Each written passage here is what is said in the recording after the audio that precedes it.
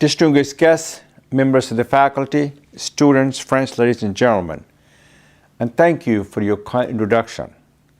Let me begin by thanking the conference organizing committee for inviting me to be the chief guest at this international conference on entrepreneurship and family business.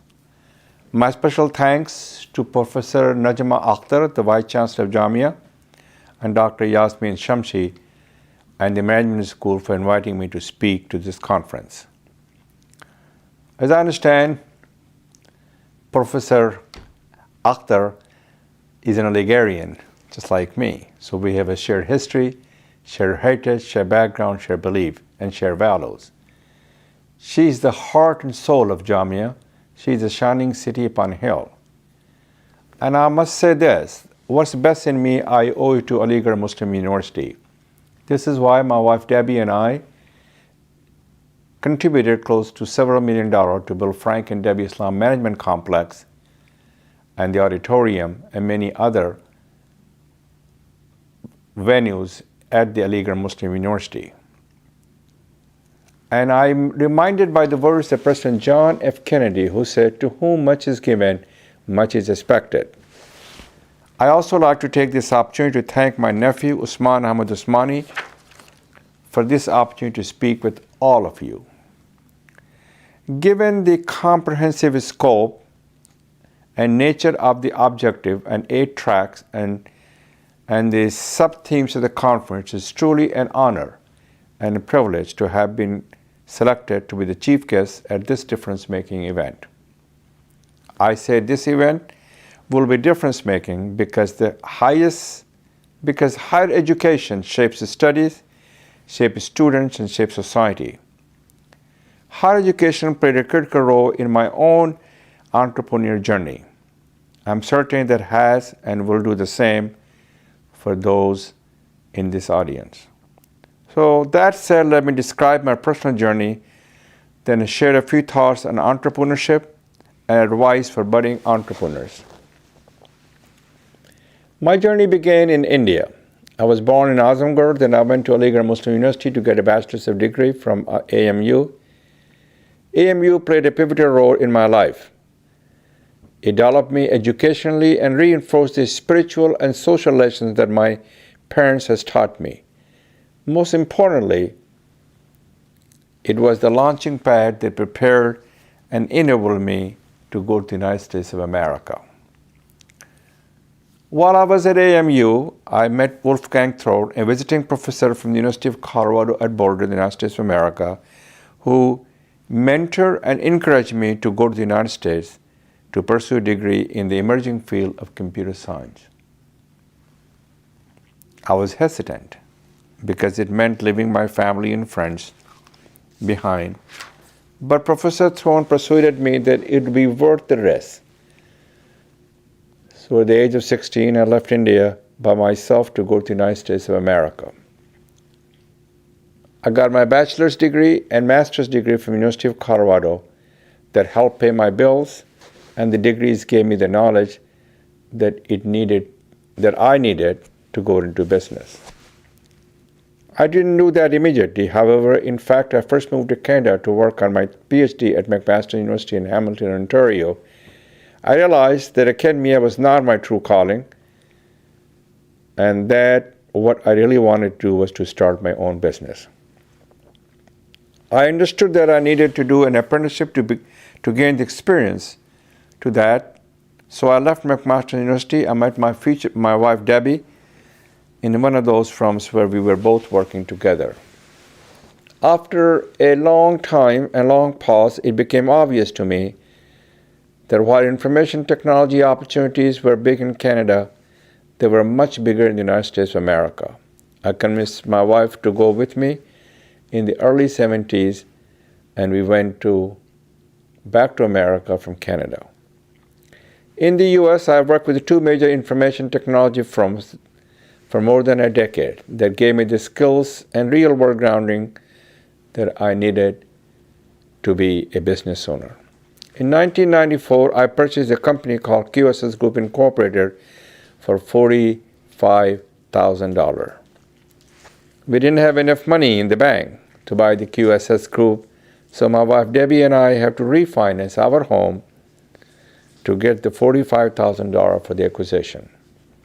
After I bought the QSS group, I couldn't afford an office, so I worked out of my home. I also couldn't afford to pay myself a salary, so we lived on my wife's salary for the first 2 years. During the early years, there were a lot of issues to deal with. Will we win the contract? Will we get the bank loan? Will I be able to make payroll? There were some 24-hour days and many sleepless nights. What enabled me to prevail was a belief in myself and those around me, and the opportunity presented by being an entrepreneur and realizing the American dream. Success has taught me to move forward, but failure taught me to never go backward. QSS is specialized in the federal government contracting, delivering on our motto of performance as promised. We eventually grew the business exponentially.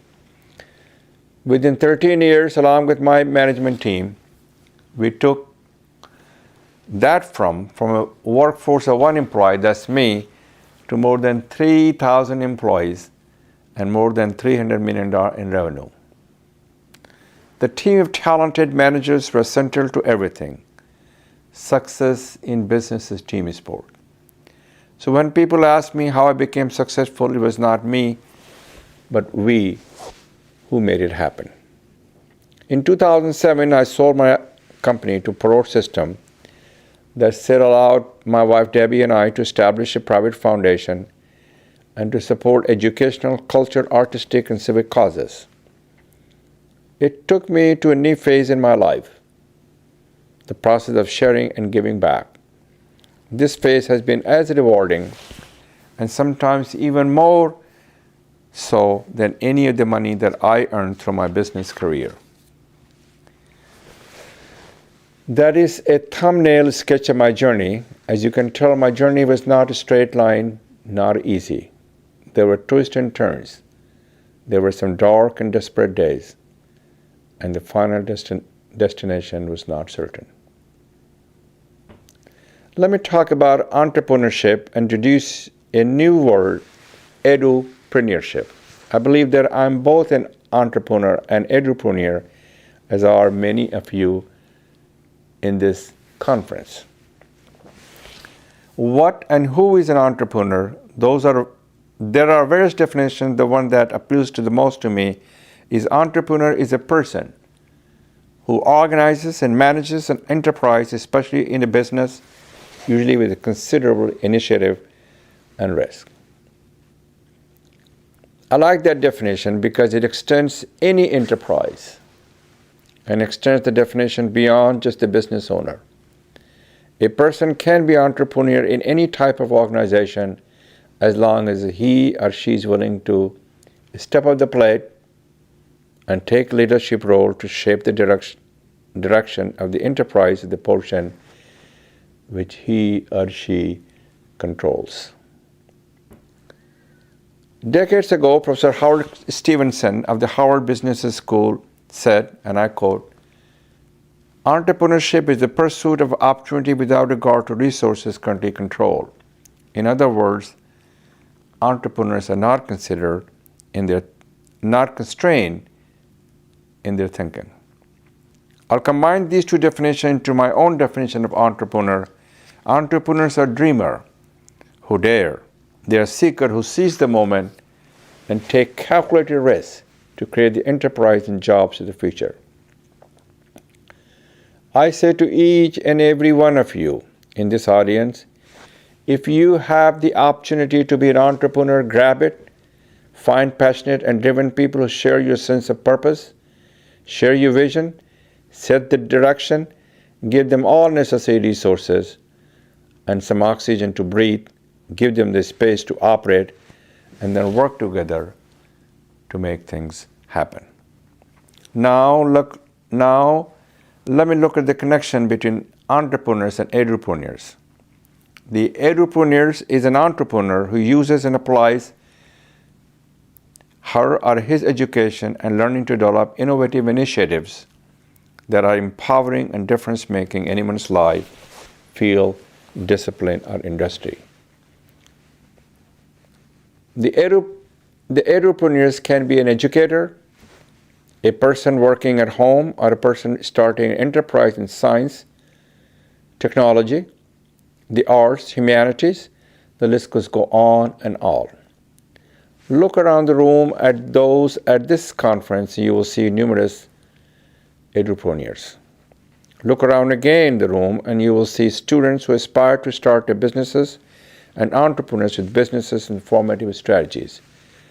To those of you, I offer the following advice. Believe in yourself and your business. Pursue your end goal with the drive, determination, and passion to succeed. Find and focus on your niche market. Figure out early on who will be your target customer segments and key customer within those segments, and build your business model around them. Deliver quality products and services that exceed customer expectations and customer satisfactions. Merely satisfying your customer is not good enough. They need to receive the unanticipated in order to become loyal. Surround yourself with the talented people, pay them well, listen to them, learn from them, and work closely with them. Remember, business is a team sport and not an individual one. Have no fear of failures. India is a market where investors have little tolerance for failure, but fear can be crippling. Put your faith in your plan and yourself and carry on. As I wrap up my remarks, let me also comment briefly on the concept of family business and suggest broadening that team to include not only the family members who are in the business, but also those who gave it indelible support. For me, they included my wife Debbie and the family in which I grew up. My parents, my siblings, who had a tremendous effort and influence and impact on the person who I became. In closing, let me turn the concept of higher education difference-making in shaping students, shaping studies, and shaping society. Those of you at this conference are the difference maker. Your institutions are an empowerment zone where you are collaborating with the students to make a difference in their lives. Professor Clayton Christensen of Harvard Business School have stated, I have concluded that the metrics by which God will access my life is not the money, but the individual people whose lives I have touched. He tells the MBA students, don't worry about the individual prominence you have achieved. Worry about how many individuals you have helped to become better people. Mahatma Gandhi famously said, be the change you wish to see in the world. You entrepreneurs are that change. You difference makers of today are preparing the difference makers of tomorrow. You are touching so many lives of those who will touch the lives of so many others. For that, I say thank you and God bless you. I appreciate the time I have spent with you, my fellow entrepreneurs.